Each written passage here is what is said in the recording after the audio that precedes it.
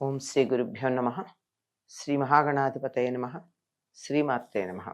లక్ష్మీం క్షీరసముద్రరాజతనయాం శ్రీరంగధామేశ్వరీం దాసీభూత సమస్తదేవవనితాం లోకైకదీపాంకురాం శ్రీమన్మందకటాక్షలబ్ధ విభవ బ్రహ్మేంద్ర గంగాధరాం త్వాం త్రైలోక్యకుటుంబినీం సరసిజాం వందే ముకుంద ప్రియాం.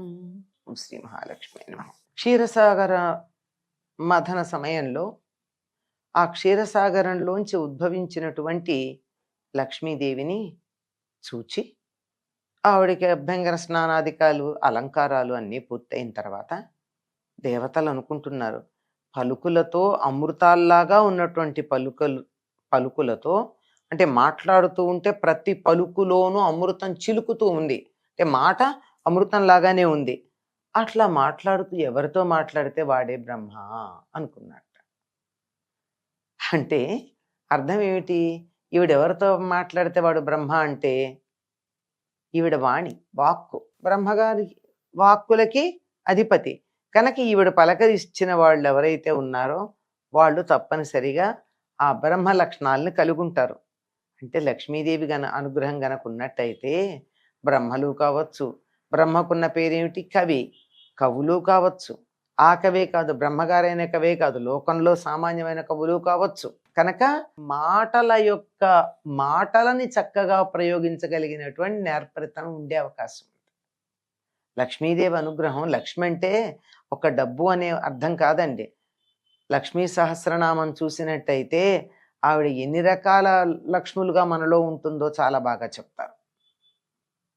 కనుక అన్ని రకాలలోనూ ఉండాలి అని అనుకున్నప్పుడు, లక్ష్మి అలా ఉండాలని అనుకున్నప్పుడు, ముఖ్యంగా మాటల్లో నేర్పరితనం కావాలి అనుకున్నప్పుడు లక్ష్మీదేవి ఒక్క మాట మాట్లాడితే చాలు నేను బ్రహ్మగారిని అయిపోతా, అంటే సృష్టికర్త అయిపోతాను, దేన్నైనా సృష్టించగలను అని అనుకున్నా. ఎవరినన్నా చెయ్యి పట్టుకున్నాడో లోకాలన్నింటికీ నాయకుడైపోతాడు. ఎందుకంటే ఈవిడ సమస్తమైనటువంటి సృష్టి స్వరూపిణి. అందువల్ల ఇలా అనుకుంటూ ఏ ఇంట్లో ఈవిడ ఉంటుందో ఆ ఇల్లు అమృత పదము, అమృతానికి నిలయమైనట్టుగా ఉంటుంది. ఈవిడ చూపు ఎక్కడ వాలితే అక్కడల్లా విష్ణువు, కుబేరుడు, ఇలా వీళ్ళందరూ గడిపినటువంటి ధర్మ జీవితం ఉంటుంది. అంటే లక్ష్మీదేవి అనుగ్రహం అంటే కాగితం ముక్కలు, ఆస్తిపాస్తులు మాత్రమే కాదండి. చాలా ప్రధానమైనటువంటిది ఏమిటంటే ధర్మబద్ధమైన జీవితం. అక్కడ ధర్మబద్ధమైనటువంటి జీవితం ఉండడం జరుగుతుంది.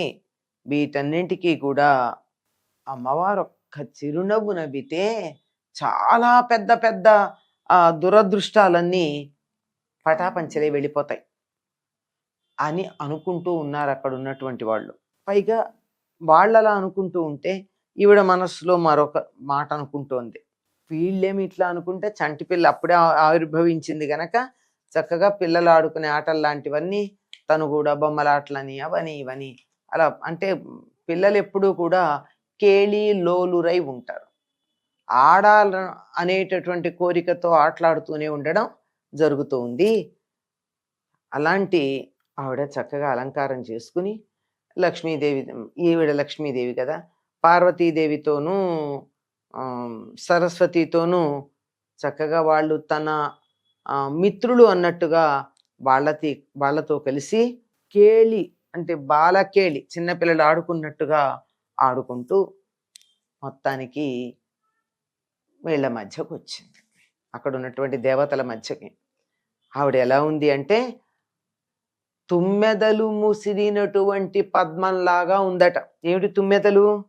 ముంగురులు, ముఖం పద్మం. అలా వచ్చేటప్పటికల్లా ఆవిడ సౌందర్యాన్ని చూసి ఒక్క మహావిష్ణువు తప్ప మిగిలినటువంటి వాళ్ళందరూ చలించిపోయారట.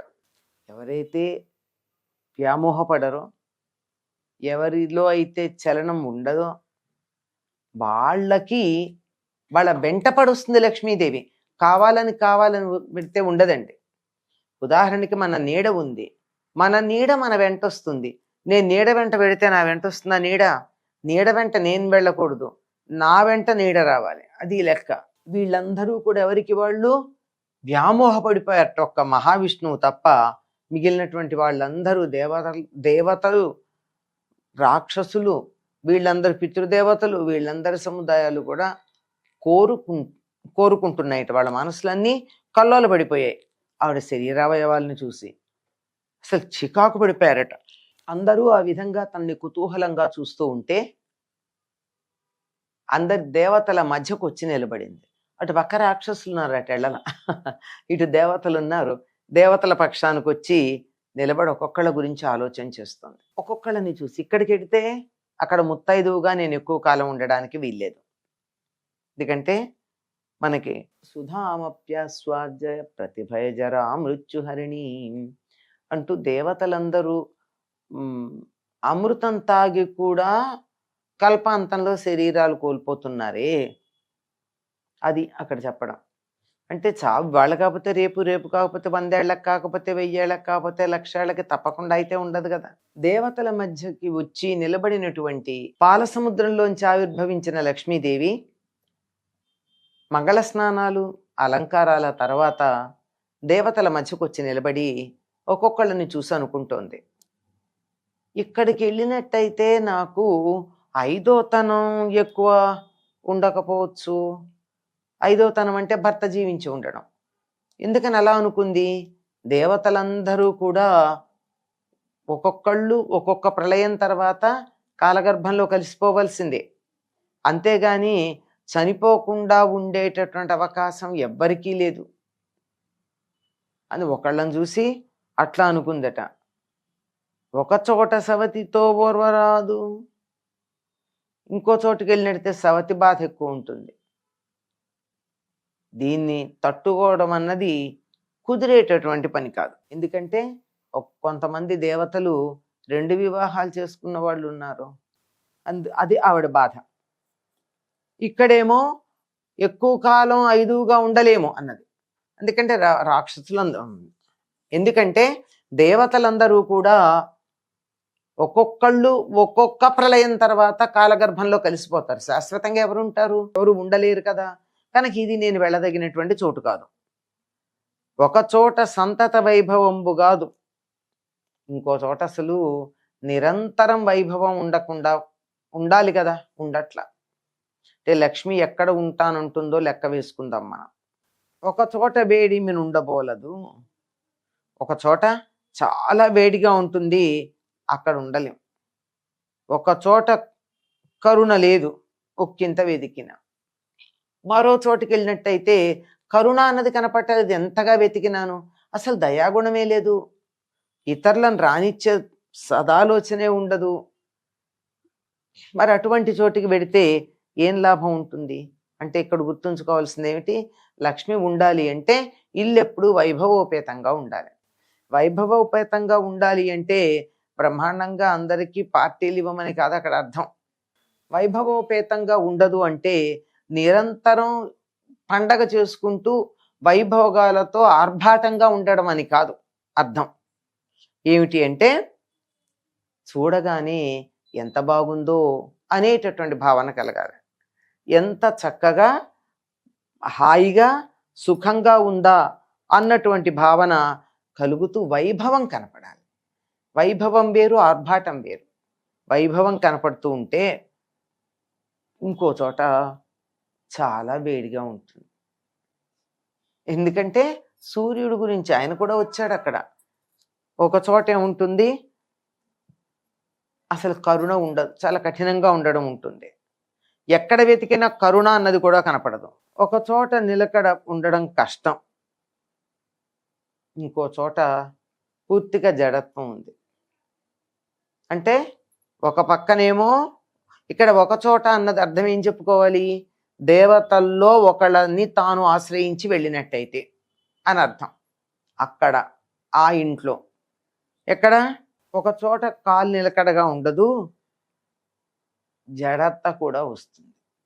కదలలేనటువంటి పరిస్థితి కూడా వచ్చేటటువంటి అవకాశం ఉంది. అందువల్ల అసలు నిలబడడానికే వీలవదయ్యా ఇంకో చోట. పోనీ ఇంకో చోట కడదామంటే నిలవనియ్యరు అంటే గబగబా చాలా టూ యాక్టివ్గా ఉండి ఇబ్బంది పెడుతున్నారు అనుకుంటే మరో చోట జడత, అస్సలు కదలిక లేదు.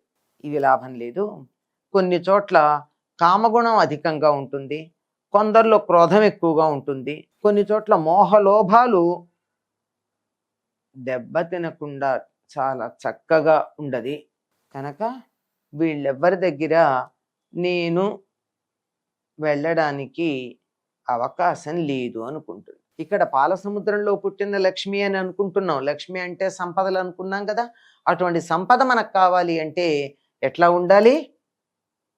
దీని గురించి ఇలా ఈ పైన చెప్పిన లక్షణాలు ఉండకూడదు. అట్లా లేనటువంటి చోట ఒకటి వెతుక్కుంది ఆవిడ. ఎవరిని వెతుక్కుంది, ఎక్కడ చేరింది అన్నది చూద్దాం.